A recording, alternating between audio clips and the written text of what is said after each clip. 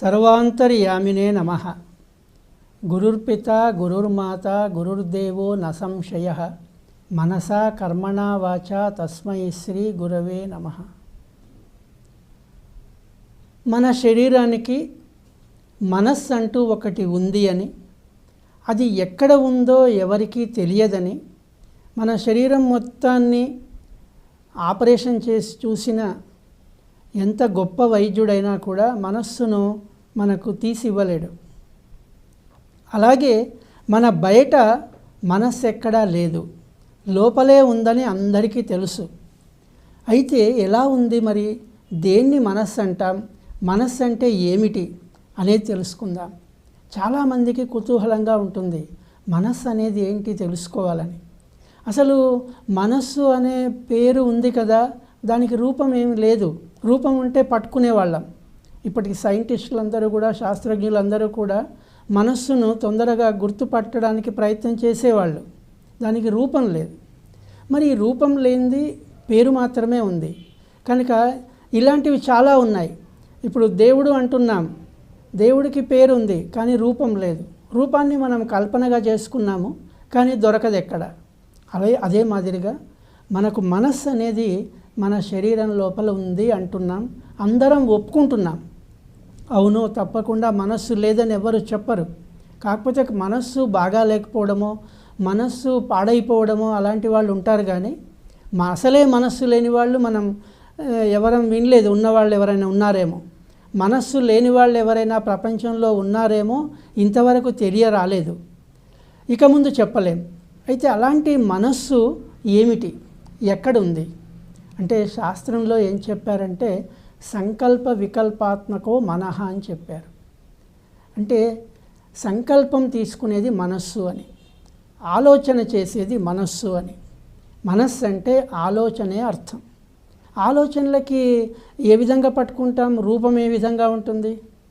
పోనీ ఆలోచనలన్నీ కూడా అందరికీ ఆలోచనలే మనస్సు అయితే మరి అందరి ఆలోచనలు ఒకే రకంగా లేవు.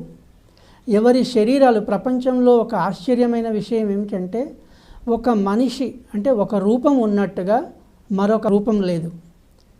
పేర్లు ఉండొచ్చు, పేర్లు అదే పేర్లు అనేక మంది పెట్టుకోవచ్చు, కానీ రూపాలు మాత్రం భిన్నాలుగా ఉన్నాయి. అదే మాదిరిగా ఆలోచనలు కూడా భిన్నాలే. నాకున్న ఆలోచన మీకు ఉండాలని లేదు, మీకున్న ఆలోచన మీ పక్క వాళ్ళకు ఉండాలని లేదు.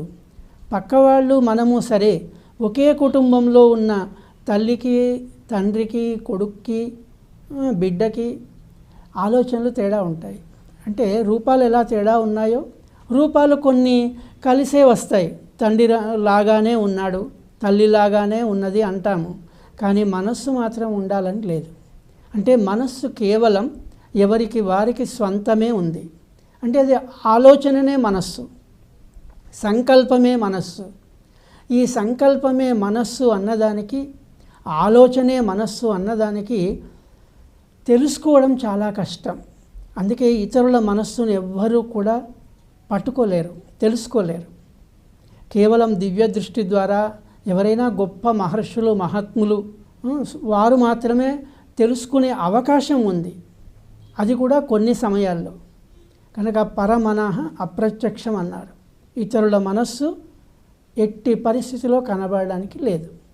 ఇక మరి మనస్సు అంటే ఆలోచన అన్నాం. ఈ ఆలోచన ఏం చేస్తుంది? ఇంత పెద్ద శరీరాన్ని మొత్తం హస్తగతం చేసుకుంది.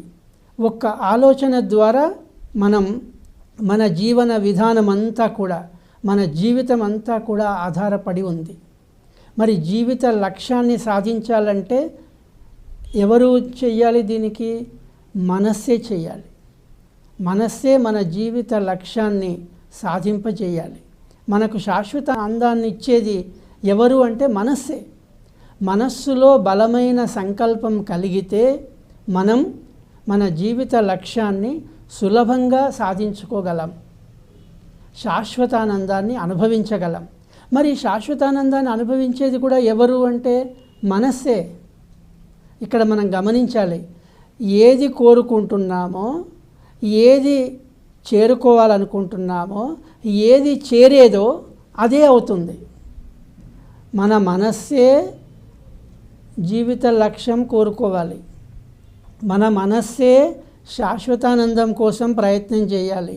మరి శాశ్వతానందం పొందేది ఎవరు అంటే మళ్ళీ మన మనస్సే శాశ్వతానందాన్ని పొందాలి. అప్పుడు ఎవరు ఆనందపడేది అంటే మనం ఆనందపడతాం. ఎవరు పొందితే వాళ్ళు ఆనందపడతాం. ప్రపంచంలో మనస్సు అనేది వేరే ఉంది, అది పక్కన పెడదాం. ప్రపంచంతో మనకి ఇప్పుడు అవసరం లేదు. శరీరం కోసం మాట్లాడుతున్నాం. శరీరంలో మనస్సు అంటున్నాం. ఈ మనస్సే చాలా కీలకమైన పాత్ర పోషిస్తుందని తెలుస్తుంది. మరి మనస్సు అంటే ఏమనుకున్నాం? ఆలోచనే అనుకున్నాం. ఈ ఆలోచనలు పరిపరి విధాలుగా ఉన్నాయి. ఎందువల్ల పరిపరి విధాలుగా ఉన్నాయి? మా తల్లిదండ్రి ద్వారా ఈ శరీరం వచ్చింది. మరి తల్లిదండ్రికున్న ఆలోచనలే పుట్టిన పిల్లకు కూడా ఉండాలి. ఎందుకు ఉండట్లేదు అంటే తల్లిదండ్రులు ఏమైనా ఆలోచన ఒకేలాగా ఉండకుండా ఏదైనా చేశారా? అలాంటిది ఏమీ లేదు. వాళ్ళు సామాన్యంగానే ఎవరి తల్లిదండ్రులైనా వాళ్ళ బిడ్డను అతి ప్రేమగా అతి గారాబంగా పెంచుతూ వచ్చారు, అల్లారు ముద్దుగా పెంచుతూ వచ్చారు. వాళ్ళు ఆలోచనలు తేడాగా ఉండాలని వాళ్ళు ఎందుకు కోరుకుంటారు? నేను బాగుండాలి, నా బిడ్డ కూడా బాగుండాలనే కోరుకుంటాడు. కొడుకు కూడా బాగుండాలనే కోరుకుంటాడు. కొడుకు ఆలోచనలు కూడా బాగుండాలనే కోరుకుంటాడు. మరి ఎందుకు ఈ ఆలోచనలు తేడాగా వచ్చాయి? ఎందుకు తేడా వస్తున్నాయి?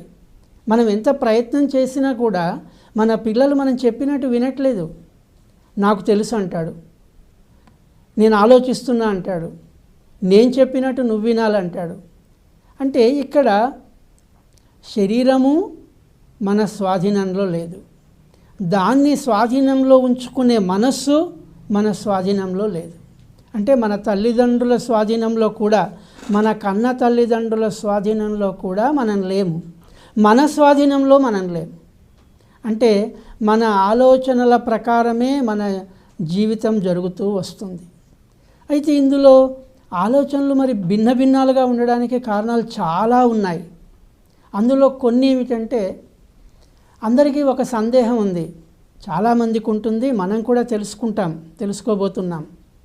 గత జన్మ ఉందా లేదా, పునర్జన్మ ఉంటుందా లేదా అనేది ఒక పెద్ద సందేహం. సరే, ఆ గత జన్మల గురించి పునర్జన్మల గురించి ముందు తెలుసుకోబోతాం. కానీ ప్రస్తుతం ఈ మనస్సులో వచ్చే ఆలోచనలు భిన్న భిన్నాలుగా ఉండడానికి కారణాలు ఏమిటి అంటే, మనం పుట్టే వంశం, కులం, కుటుంబం, మనం పెరిగే వాతావరణం, మన సహవాసం, మనం తీసుకునే ఆహార విహారం, అలాగే మనం మాట్లాడుతున్న విధానం, మనకు నేర్చుకునే ఆచార్యుల యొక్క ప్రభావం, ఇలాగా ఎన్నో కారణాలు మన ఆలోచనల మీద ప్రభావం చూపిస్తాయి. మన స్నేహితుల ఆలోచనలు కూడా మన ఆలోచనల మీద ప్రభావం చూపిస్తాయి. మనల్ని మోసం చేసే వారి ఆలోచనలు కూడా మన ఆలోచనల మీద ప్రభావం చూపిస్తాయి. ఇలాగా సమాజం అంతా కూడా, ప్రపంచం అంతా కూడా మన ఆలోచనల మీద ప్రభావం చూపిస్తుంది. పోనీ మన ఆలోచనలనే మనం స్వాధీనపరచుకోగలమా అంటే లేదు. ఎందుకు లేదు అంటే, అది చెప్తే మనం వినాలి, కానీ మనం చెప్తే అది వినే పరిస్థితి లేదు గనక. మరి అది ఎవరు చెప్తే వింటుంది?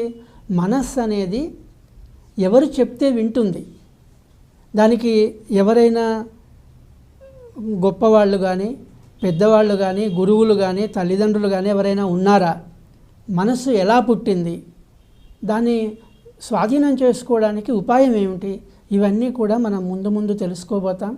మీరు శ్రద్ధగా దీన్ని వీక్షిస్తూ ఉండాలి. 10 మందిని వీక్షింపజేసే ప్రయత్నం చేయాలి. ఆశ్రిత జనాః ఆనందినో భవంతు.